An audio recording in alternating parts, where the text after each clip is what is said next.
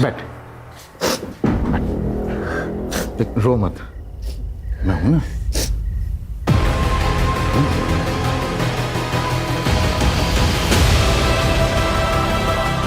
Sir ये क्या कर रहे हैं आप? क्या? प्लीज सर, प्लीज प्लीज मत करिए मुझे। चिल्लाई तो नौकरी से निकाल दूंगा। सर प्लीज सर छोड़िए।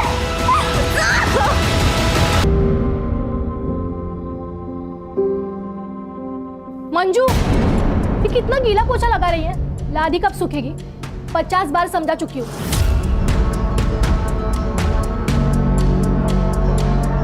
लेकिन तेरे दिमाग में ना कुछ घुसता ही नहीं है।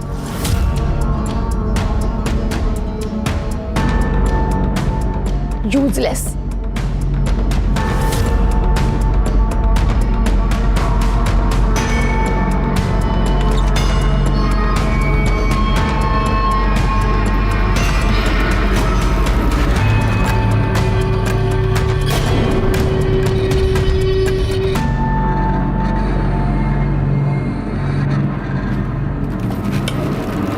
क्या देख रही है? हर जगह पे नजर रहती है ना तेरी। जा काम कर।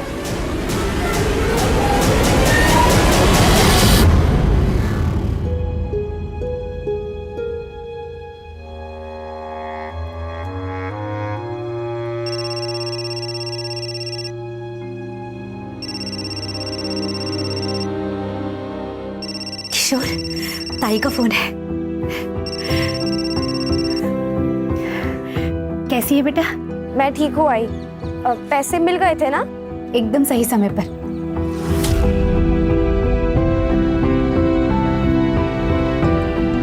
किशोर का सिलेंडर बस खत्म ही होने वाला था। क्या? तो किशोर ठीक है ना अभी? हाँ, तू अगर पैसे नहीं भेजती ना तो पता नहीं क्या होता। ओ भाई। बेटा ये ले, किशोर से बात कर।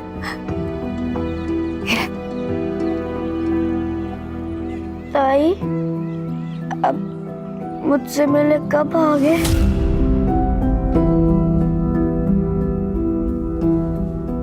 जल्दी आ जाऊंगी। तू ठीक हो जा, फिर मैं तुझे हवाई जहाज में ले चलूंगी। प्रॉमिस? प्रॉमिस। आई, मैं बाद में बात करती हूँ। हाँ, मुझे लेट हो रहा है।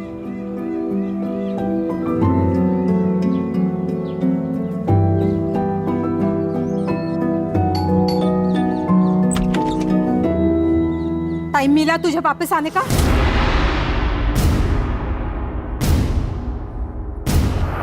सॉरी भाभी, वो थोड़ा लेट हो गया।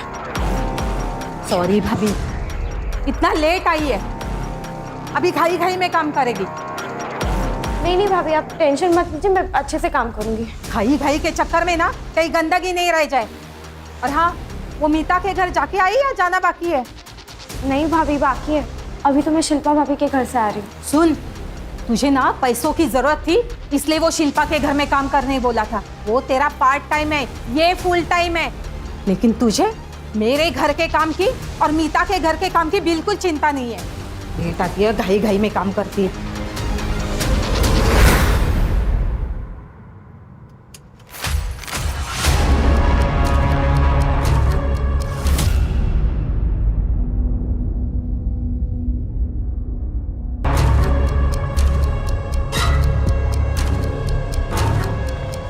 नीतू, मैं जा रहा हूँ। आई, मैं जा रही हूँ। मंजू, चॉकलेट तेरे लिए, बाद में खा लेना, ठीक है? पीना, और आई को बोलना मत।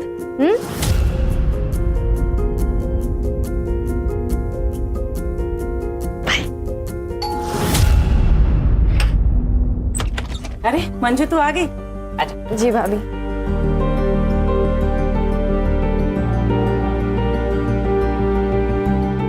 और नाश्ता किया मंजू तूने? नहीं भाभी। भूखे पेट काम करेगी तो ताकत कहाँ से आएगी तुझे? चलो, मैंने पोहे बनाए, जल्दी जल्दी पोहे खा लो। अरे नहीं भाभी, रहने दीजिए, वैसे भी आज बहुत काम है। अरे खा लो। नहीं भाभी, मैं कह रही हूँ ना। चलो रख दो वो काम वहाँ पे। अरे नहीं भाभी, तू बैठ जा। अभी झाड़ू फिर भाभी के नहीं, बाद में करते हैं ना काम। तू बैठ जा, बैठ जा। चलो पोहे खा ले, ठीक है? मैं आती हूँ।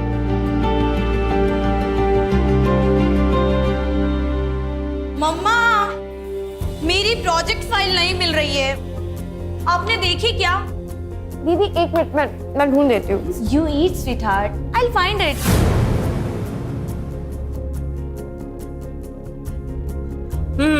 ये रही तुम्हारी प्रोजेक्ट फाइल। मैंने कल ही मंदिर में रखी थी। तुम्हें अच्छे मार्क्स आए ना, इसीलिए। मम्मा, आपका ही अंधविश्वास भी ना। आर्या, Yes. बेटा ready? Yes, yes. Come on, I will drop you to your college. Okay.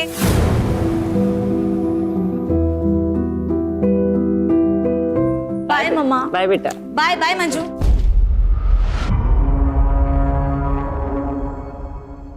तू चिकन क्यों ले रही है? वो मैं जब बना रही थी तो आपने इसे साइड में रखा था तो मुझे लगा मिले होगा। तू कोई महारानी है क्या कि तेरे लिए मैं अलग से निकाल के रखूंगी? ये हमारे कुत्ते के लिए। तेरा खाना इधर है, ये ले, गरम कर ले इसे। ये छोले तो मैंने पिछले हफ्ते बनाए थे ना, तो क्या हुआ? खाना फेंक दूं? खा ले चुपचाप। एक हफ्ते का पुराना खाना और तुमने खा लिया मंजू।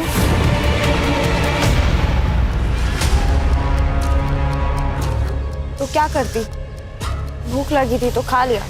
ये लोग ना बाइयों के साथ ऐसे ही बर्ताव करते। नीता भाभी, देविका, आर्या, नवीन सर, ये सब अच्छे, लेकिन बाकी सब तो हैवान है, हैवान।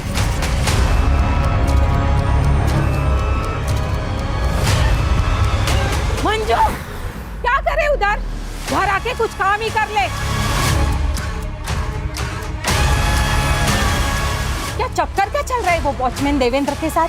सुन, अगर फिर से हो गई ना तो घर से बाहर फेंक दूंगी तुझे। नहीं भाभी, आप जैसा सोचो ऐसा कुछ नहीं है। अब मुंह बंद कर, जल्दी जाके सब्जियां लेके आ।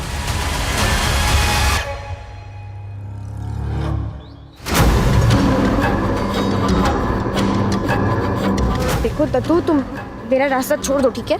ए, ज्यादा नाटक मत कर। अभी धाड़ियों में लेके जाऊंगा और अपनी मनमानी करूंगा, समझी क्या?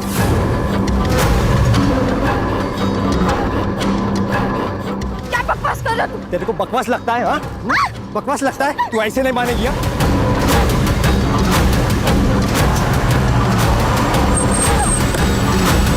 हाँ?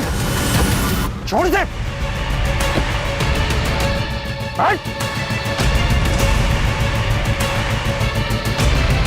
तो ठीक तो ना मंजू?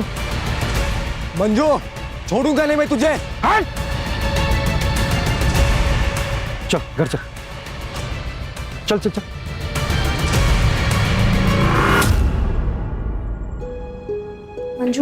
मंजू ऐसे मत रो, हिम्मत से काम लो। अच्छा हुआ बाई चांस नवीन वहाँ पे पहुँच गए थे, वरना पता नहीं वो गुंडा उसके साथ क्या करता। इतनी सारी मेड्स है जो काम करने बाहर जाती है, उन्हें तो कोई नहीं छेड़ता। सारे आशिक इसके ही पीछे लगे पड़े। तूने उकसाया होगा ना उसे। यार बस करो ना। बस सारी गलती मेरी ही दिखती तुम्हें। मंजू एक काम कर, तू उठ, अंदर जाके आराम कर। हाँ, आराम कर जाके, सारे काम मैं करने बैठी इधर।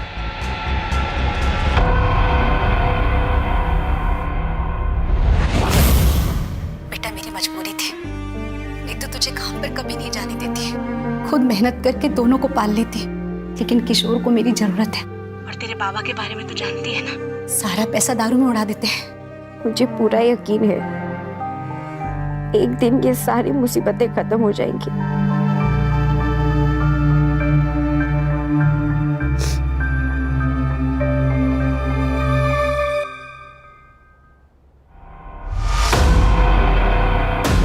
तूने अभी बेडरूम साफ किया ना?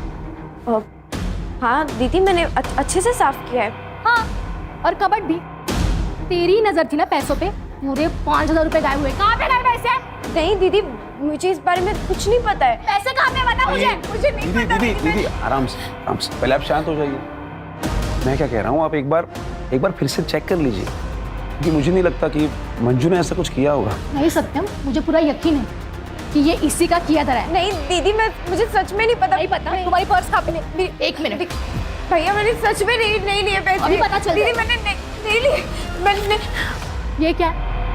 सत्यम, पुलिस को फोन लगाओ। दीदी, पुलिस नहीं, माफ कर दीजिए दीदी, मुझे पैसों की जरूरत, मैं चोर रही हूँ। ये सब नौटंकी ना मेरे सामने नहीं चलेगी, समझी? दीदी मैं क्या कह रहा हूँ, वैसे भी पहली बार गलती की है इसने, तो मैं सोच रहा हूँ कि इसे इस बार वार्निंग देकर छोड़ देते हैं। लेकिन ये पहली और आखिरी वार्निंग है। आइंदा से ऐसे कुछ किया ना तो सीधा जेल भेज दूंगी।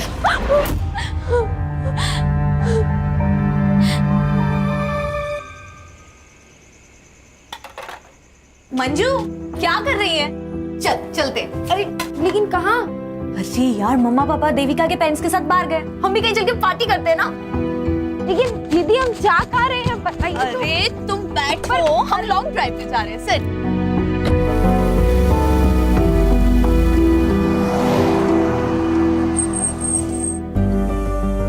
हाय, कम।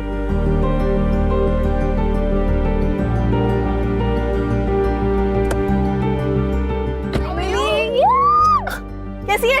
I am good. अरे इसी में लिए? हाँ यार, चलो फिर मजा आने वाला है। चले मंजू, चलो।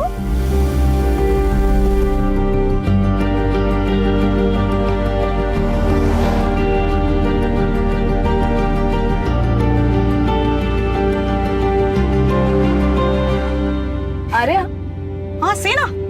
ये हम कहाँ गए? एक सेकंड, गाड़ी साइड में लगा। चरक लेना। दीदी मंजू सुनो, तुम यहाँ पे वेट करो, हम लोग बाहर देख कर आते हैं। ठीक है? लेकिन हम लोग आ रहे हैं। वेट।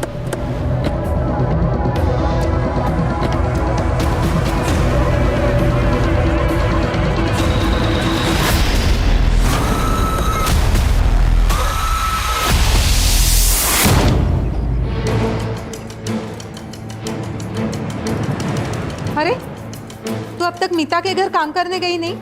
मैं अब वहाँ काम नहीं करती भाभी। मैंने आप पास ही में दूसरा छुट्टा काम ले लिया है। ऐसा क्यों?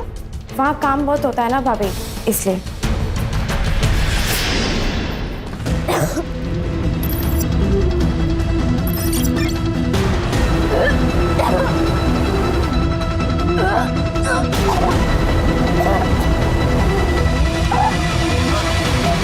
किसका पाप है तेरे पेट में? किसका पाप है? उस वॉचमैन का ना। बोलती क्यों नहीं? चिल्ला क्यों रही है? तू मंजू रो क्यों रही है? अपने कर्मों का भुगत रही है। पेट से महारानी। क्या? मंजू बता, बच्चे के बाप कौन है? बता। ना बताना ना बताए, वैसे भी हम कौन सा इस पाप को अपने घर पालेंगे। सामान बांध और निकल मेरे घर से। चल भाभी, निकल भाभी।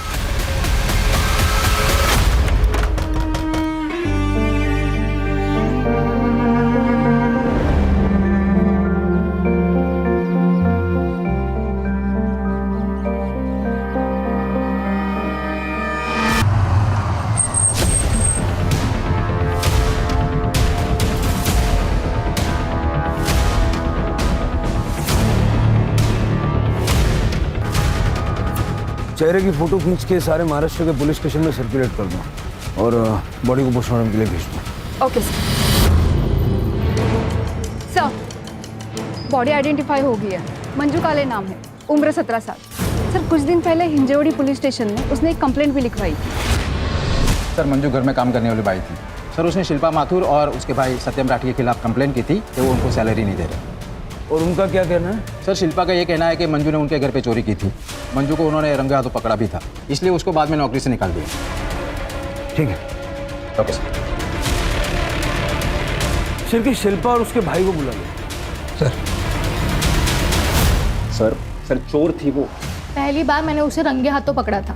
5,000 रुपए निकले थे उसके पर्स से, लेकिन तब मैंने उसे वार्निंग देके छोड़ दिया। लेकिन कुछ दिनों बाद फिर से मैंने उसे 3,000 रुपए के साथ रंगे हाथों पकड़ा। फिर मैंने डिसाइड कर लिया कि उसे नौकरी से निकलना होगा। उस पर तरस खा के मैंने काम पे रखा था। 1 नंबर की कामचोर थी वो, काम पे कम और घर के बाकी सामानों पे ज़्यादा नज़र थी उसकी। और तो और सर थोड़ी मूडी भी थी। इन लोगों को बस मुफ्त का पैसा चाहिए होता है।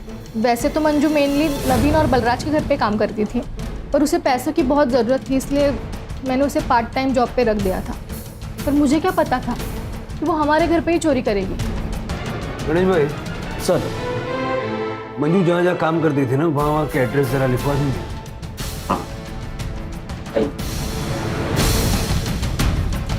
ये भाई बहन की डिटेल्ड बैक स्टोरी निकालो। सर, मंजू की postmortem report. Sir, postmortem report के हिसाब से मंजू की मौत 15 नवंबर की रात को 9 बजे से लेकर 12 बजे के बीच में हुई थी। और सर, मौत का कारण है पेट में मल्टीपल स्टैबिंग। सर, उसके बाद में उसके शरीर के टुकड़े किए गए, कुल्हाड़ी या किसी ऐसे ही चीज़ का इस्तेमाल किया गया है। और सर, मर्डर के समय वो 6 वीक प्रेग्नेंट थी। मंजू के माँ बाप को बुला के उसकी पहचान करवाओ, और ये जहाँ जहाँ वो काम करती थी उसे जाके मिलते हैं। ठीक है सर, हमें नहीं पता पिछले 1 महीने में उसके साथ क्या चल रहा था। हाँ सर, हमारे यहाँ पे उसने काम करना बंद कर दिया था। और वो नीतू, उसके पास तो वो काम करती थी। नीतू हमारे यहीं पे बगल में रहती है सर। हमारे फैमिली फ्रेंड्स हैं वो। तो उसने आपके घर से काम क्यों छोड़ दिया? पता नहीं सर, हम तो उसके साथ बहुत अच्छे से व्यवहार करते थे। इनफैक्ट मैंने उससे कारण भी पूछा, बट उसने कुछ भी नहीं बताया। आपको पता था मंजू प्रेग्नेंट थी? नहीं सर, मुझे तो पता ही नहीं था। मुझे तो तब पता चला जब नीतू ने उसको काम से निकाला। प्रेग्नेंट थी वो, और बता भी नहीं रही थी कि बच्चा किसका है। हमारे घर में जवान बेटी है, उस पर क्या असर पड़ता, इसलिए मुझे उसे काम से निकालना पड़ा। मंजू ने आपको बताया था वो कहाँ जा रही है? अपने गांव अंबेगांव जाने वाली थी वो, अब 1 हफ्ते पहले, है ना? हाँ। आपको पता मंजू का रिलेशन किसके साथ था? मेरा मतलब है उसके बच्चे का बाप कौन होगा? मुझे पक्का यकीन है वो हमारा वॉचमैन ही है। देवेंद्र नाम था उसका। घंटों बातें करते रहते थे वो। एक दिन तो मैंने देखा था मंजू के गले में हाथ डाल के खड़ा था वो। मंजू, अंदर आ जा, क्या करे उधर? हमारा शक तो तब गहरा हुआ जब मंजू के जाने के अगले दिन ही देवेंद्र ने भी काम पे आना बंद कर दिया। उसने सोसाइटी के सेक्रेटरी को बताया कि उसे कहीं और जॉब मिल गई है। मंजू की किसी के साथ कोई दुश्मनी, लड़ाई झगड़ा ऐसा कुछ था? नहीं नहीं सर, उसकी तो किसी से भी कोई बातचीत नहीं थी। वो तो अपने आप में ही रहती थी। ये वॉचमैन का क्या नाम बताया आपने? देवेंद्र यादव। उसका नंबर दे दीजिए। सर, देवेंद्र यादव ने बताया कि वो सातारा में जॉब करता है। उसने कहा कि कल वो थाने आ जाएगा। और सर, ये शिल्पा के भाई सत्यम को जुए की लत है।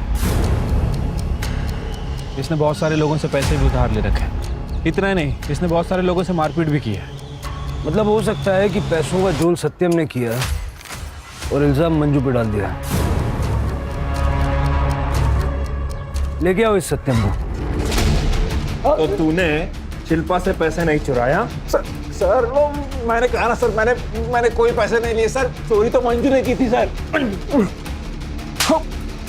तो फिर मटके वालों को 10,000 कहाँ से दिए? कहाँ से दिया 10,000?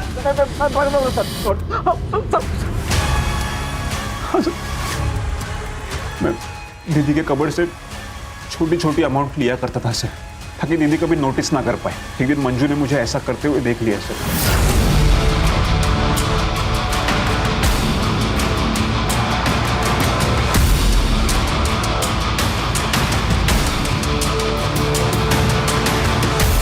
अगर दीदी को कुछ भी बताने की कोशिश भी की ना तो छाड़ से मार दूंगा। वो मटके वाले लोग मेरे पीछे पड़े थे सर कि मुझे उनके पैसे देने थे।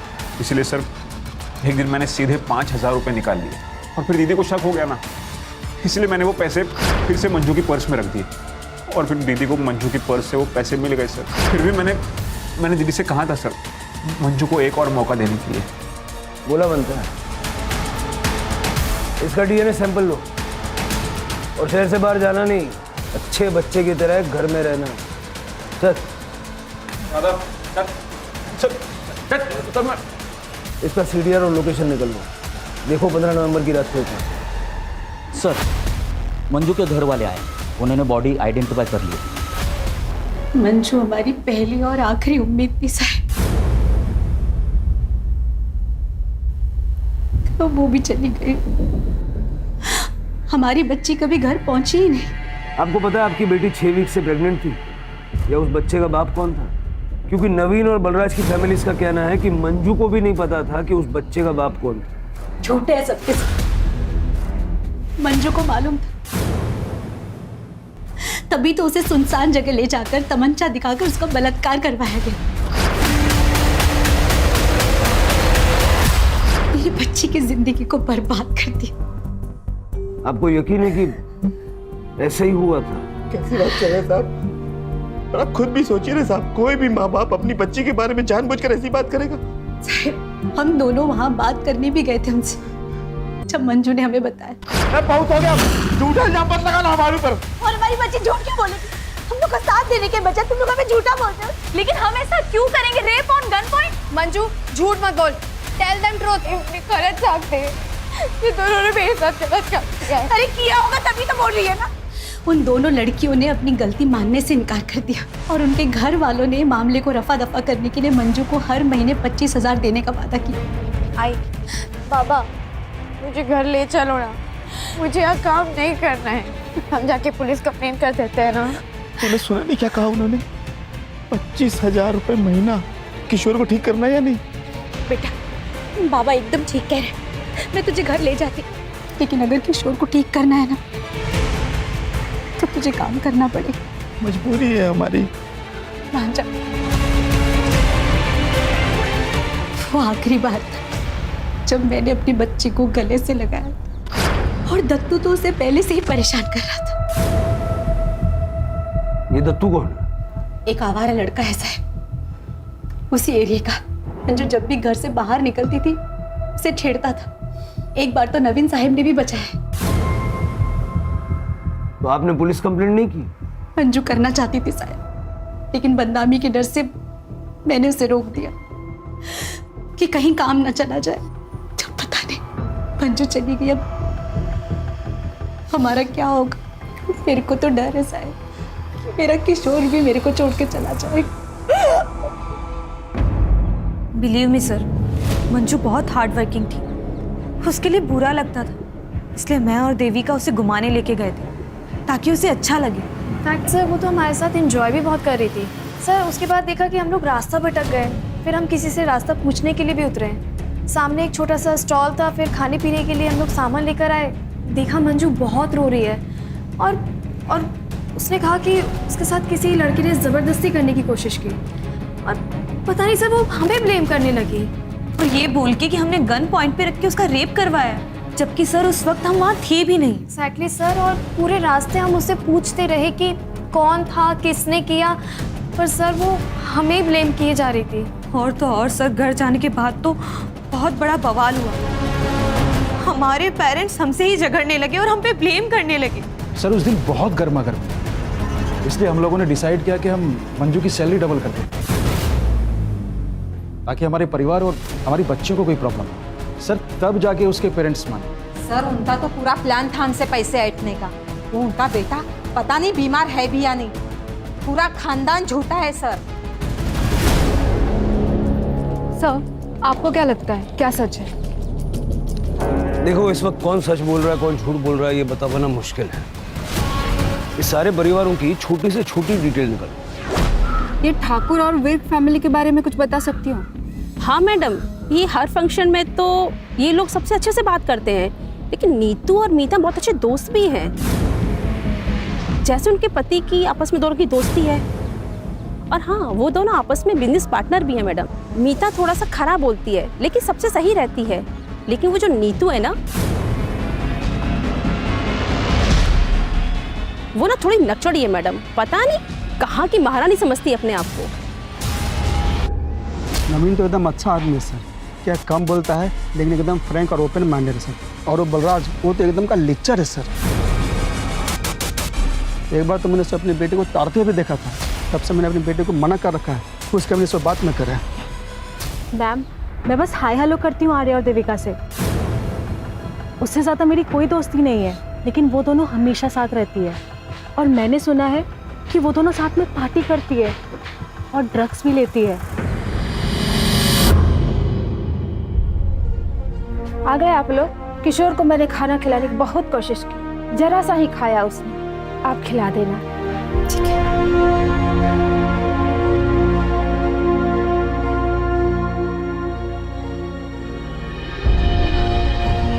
आई बाबा, अब टाइम वापस कभी नहीं आएगी ना? आई तुम रो क्यों रहे हो? आई नहीं आएगी। ताई तेरी याद आ रही है। आई मिस यू ताई। हो सकता है ये दोनों फैमिलीज झूठ बोल रहे हैं। इनको पता है कि मंजू का रेप किसने किया, या फिर ये दोनों लड़कियां झूठ बोल रही हैं और इनका परिवार इनकी मासूमियत पे भरोसा कर रहा है। सर ऐसा भी हो सकता है कि सावित्री और गंगू झूठ बोल रहे हैं। हो सकता है कि इन लोगों ने ब्लैकमेल करके अच्छा पैसा बनाने की सोची, या फिर मंजू उतनी सीधी थी ही नहीं, इसलिए ये दत्तू टाइप के लड़के उसके पीछे पड़े रहते। बहुत कंफ्यूजिंग है सर। दत्तू मिला क्या? सर अभी तक नहीं। वो और उसकी बहन योगिता दोनों अंडरग्राउंड है। सर पता चला है कि योगिता से पहले वो विर्क और ठाकुर फैमिली में काम करती थी, लेकिन सर बीमारी के कारण वो काफ़ी छुट्टियां ले रही थी, इसलिए उन्होंने योगिता को हटा के मंजू को परमानेंट काम पे रख लिया था। मतलब योगिता के पास भी मंजू से बदला लेने का मोटिव था। ये भाई बहन को जल्द से जल्द ढूंढो। सर वॉचमैन यादव आ गया। ऐसा कुछ भी नहीं था साहब, आप भी उन लोगों की तरह गलत समझ रहे हो सर। वो मेरी बहन जैसी थी।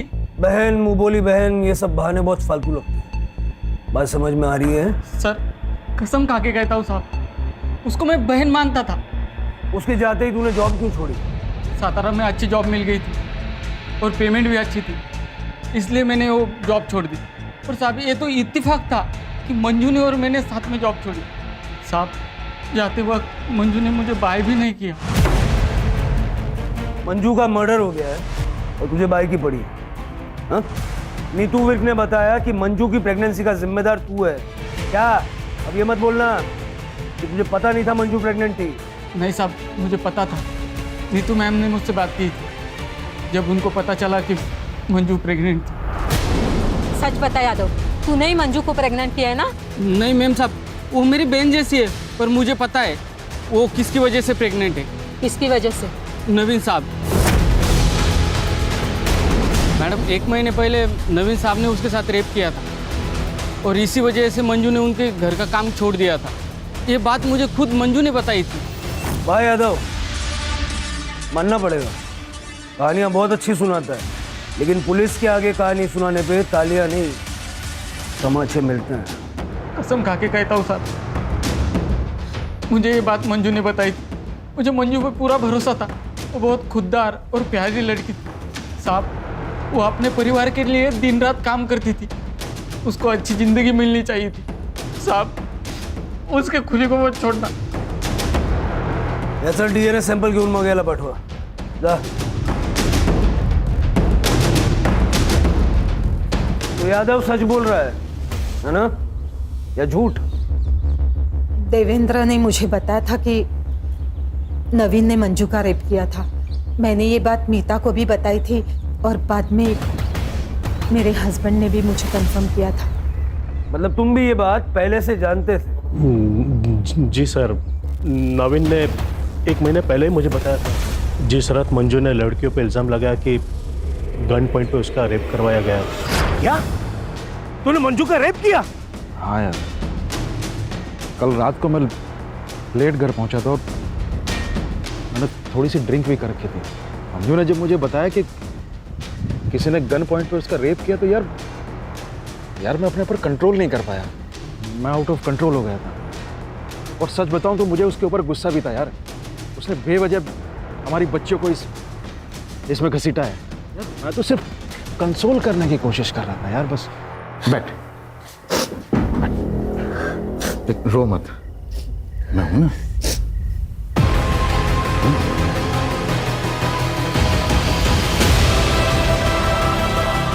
सर ये क्या कर रहे हैं आप? क्या? प्लीज सर, प्लीज प्लीज मत करिए मुझे। चिल्लाई तो नौकरी से निकाल दूंगा। सर प्लीज सर छोड़िए।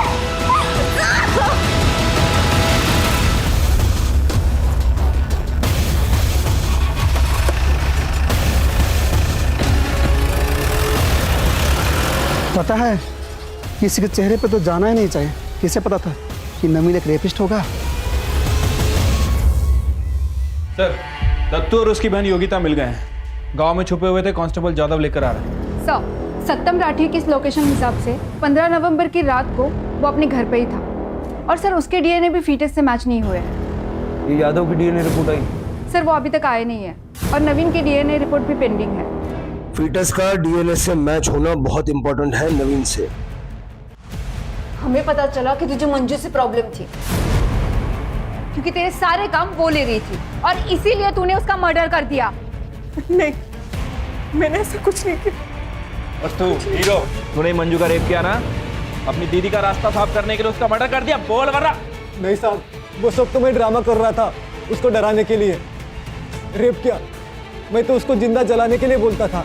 तू मुझे जलाना चाहता है ना, मेरा रेप करना चाहता है ना, तो ठीक है, एक काम कर, तू ना मुझे मार ही दे, पर तू मुझसे एक वादा कर कि मेरे मरने के बाद तू मेरे भाई का, उसके इलाज का और मेरे आई बाबा के 2 वक्त के रोटी का इंतजाम करेगा। क्योंकि अगर मैं नहीं रही ना तो मेरे पीछे उनके देखभाल के लिए कोई नहीं है। बोल, करेगा तू ये सब? हाँ, मुझे मंजू से प्यार हो गया था। मैं 1-2 बार उसको मिलने के लिए गया था। मैं तुझे बहुत चाहता हूँ। शादी बनाएगी तू मेरे साथ? तुम मेरे बारे में कुछ जानते नहीं हो तो फिर नहीं पता मेरे साथ क्या हुआ है। बहुत गलत हुआ है मेरे साथ। मुझे जानना भी नहीं है। वो जो उस दिन कार में जो हुआ था उसे भूल जा। क्या? तुम्हें कैसे पता कि उस दिन मेरे साथ? हाँ, ये जो मंजू ने इल्जाम लगाया था कि गन पॉइंट पे किसी ने उसका रेप किया, ये बात सच है? हाँ साहब, जिसने उसका रेप किया था वो ड्रग बेचता है। अच्छे से जानता है अपन उसको, दोस्त है मेरा। मैंने एक बार उसको मंजू के बारे में मेरे मन की फीलिंग्स को बताया था और उसको मैंने मंजू का फोटो भी दिखाया था। तब वो थोड़ा अलग ही बिहेव करने लगा। वो मेरे को बोला कि मैं मंजू के बारे में एक बार सोच लूं, क्योंकि उसको गन पॉइंट पे मंजू के साथ रेप करने के लिए फोर्स किया गया था। साहब, ये सुनकर मैं तो सदमे में चला गया। मैंने उसको पूछा, पर उसने नहीं बताया कि किसने उसको फोर्स किया। बोला कि वो कस्टमर था। कहाँ मिलेगा ये गोपी?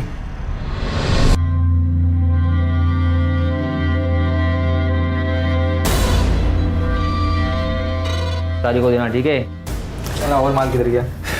क्या रे गोपी, चल तेरे से कुछ बात करने का है। कौन है रे तू और क्या बात करना है तेरे को?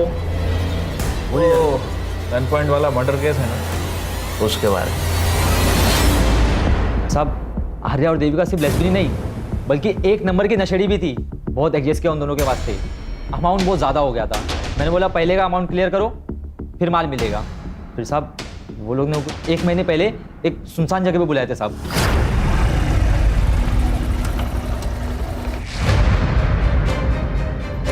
कहाँ है मेरे पैसे? गाड़ी में।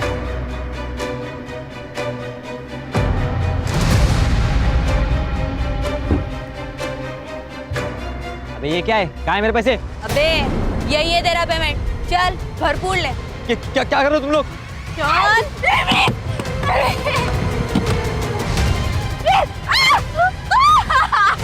अबे चल मजे कर। नहीं प्लीज दीदी, दीदी प्लीज आने दो, प्लीज आने दो। फिर साहब वो दोनों मिलकर मुझे ब्लैकमेल करना चालू कर दिए। बोली कि अगर फ्री में ड्रग नहीं देगा तो तेरी ये वीडियो वायरल कर देंगे। मैं क्या करता साहब? ये वीडियो देख लीजिए साहब, उन दोनों ने मुझे भेजा था। इसका डीएनए सैंपल लो। मैं 8 है। सर मेरे को क्यों सर? आप सर प्लीज सर। तो ये वीडियो सच है? तुम दोनों ने मिलके गोपी को फोर्स किया कि वो मंजू का रेप करे? जी मैम, हम ये वीडियो दिखा के फ्री में ड्रग्स लेंगे। और वो गन कहाँ से आई? सर वो गन नकली थी। हाँ सर, ये देखिए, हमने ऑनलाइन ऑर्डर की थी। ये देखिए, गन नकली थी सर।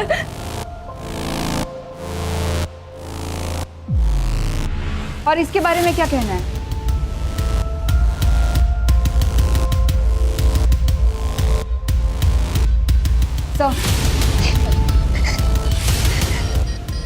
बच्चे क्या कर रहे हैं? कभी जानने की कोशिश की आपने?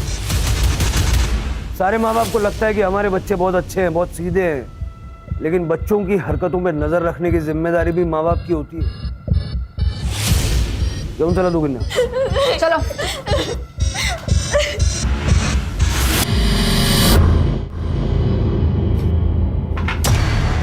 रही है किशोर की दवाई के पैसे।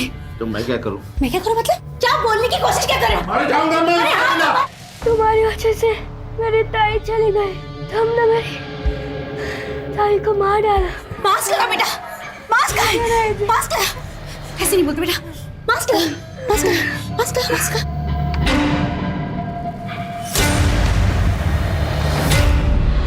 सर अभी तक जितने भी डीएनए सैंपल लिए किसी के भी सैंपल फीटस से मैच नहीं हो रहे। यादव, गोपी, दत्तू, यहाँ तक कि नवीन के भी सैंपल मैच नहीं हुए। तो बच्चा किसका था और मंजू को किसने और क्यों मारा? जिस तरह से आर्या और देविका का सैडिस्टिक नेचर है, ये दोनों भी मंजू को मार सकते हैं। लेकिन पड़ोसियों के मुताबिक जिस रात ये मर्डर हुआ, ये लोग देर रात तक पार्टी कर रहे थे।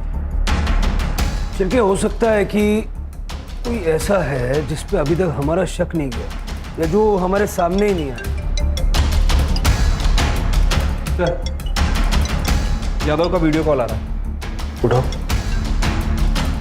हाँ यादव। सर काम से छुट्टी नहीं मिली सर, इसलिए मैं पुणे नहीं आ पाया। पर मुझे कुछ बहुत ज़रूरी चीज़ बतानी थी सर, जो मुझे मंजू ने बताई थी। वो कार में जो रेप हुआ था ना, उसके पहले वो कुछ दिन के लिए अपने गांव गई थी और वापस आने के बाद वो अपनी माँ से बात कर रही थी, तब मैंने सुना था। आई, तू आत्महत्या करने के बारे में सोच भी कैसे सकती है? अच्छा हुआ बाबा वहाँ समय पर आ गए और तुझे वो पेस्टिसाइड पीने से रोक लिया। तुझे पता भी है तेरे बाद किशोर का क्या होगा, कौन देखभाल करेगा उसकी? तू दोबारा ऐसा कदम नहीं उठाएगी। चल फोन ठेवते। मंजू क्या हुआ? तेरी आई अपनी जान क्यों लेना चाहती है? क्योंकि मेरे साथ जो हुआ है, उन्हें ऐसा लगता है कि उन सबकी जिम्मेदार वो है। क्या हुआ है तेरे साथ? मंजू अब घर चलेगी महारानी। तुम्हें अंदाजा है सावित्री ने अपने आप को खत्म करने की कोशिश क्यों की? नहीं सर, इस बारे में हमारे बीच में कोई बात नहीं हुई सर, और मैं भूल भी गया था सर। ठीक है, thanks Yadav. Yes sir. Ambe गाँव चलने की तैयारी करो सिर के। सर कंकु मेरा दूसरा पति है सर। 12 साल पहले नदी में डूबने की वजह से मंजू के बाबा की मौत हो गई थी। मंजू 5 साल की थी। 1 साल बाद मैंने कंगू से दूसरी शादी की, क्योंकि वो मंजू को अपनाने के लिए तैयार था। लेकिन 1 नंबर का बेवड़ा निकला कमीना। दारू और सेक्स के अलावा उसे और कुछ सोचता ही नहीं। किशोर के बाद ऑपरेशन करा लिया क्योंकि मुझे दूसरा बच्चा नहीं चाहिए था। 1 महीने पहले मंजू हमसे मिलने आई थी। मैं बाजार गई थी कुछ सामान लेने। जब लौटी तो देखा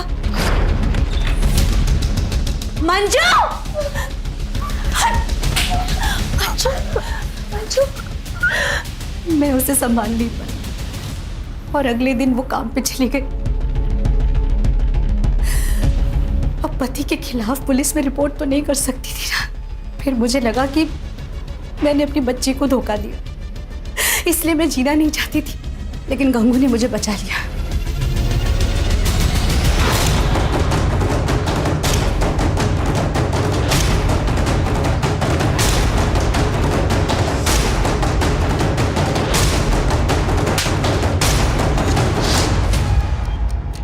सर जैसा कि सावित्री ने बताया था, गंगू ने ही मंजू का रेप किया है। सर फीटस डीएनए के लिए भेज दिया है।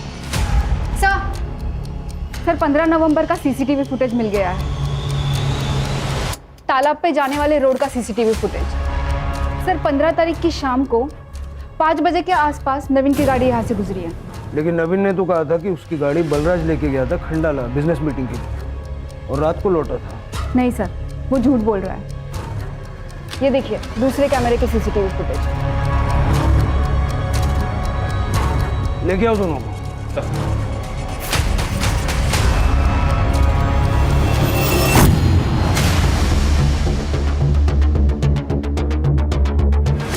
हाँ सर, मैंने ही शंकर को सुपारी दी थी मंजू को मारने की।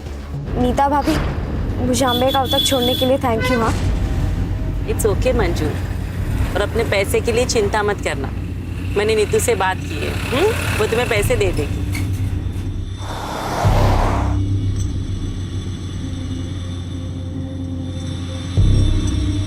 ये हम कहाँ जा रहे हैं? कि मेरे गांव का रास्ता तो नहीं, हम कहाँ जा रहे हैं? क्या हो गया? गाड़ी क्यों रोक दी?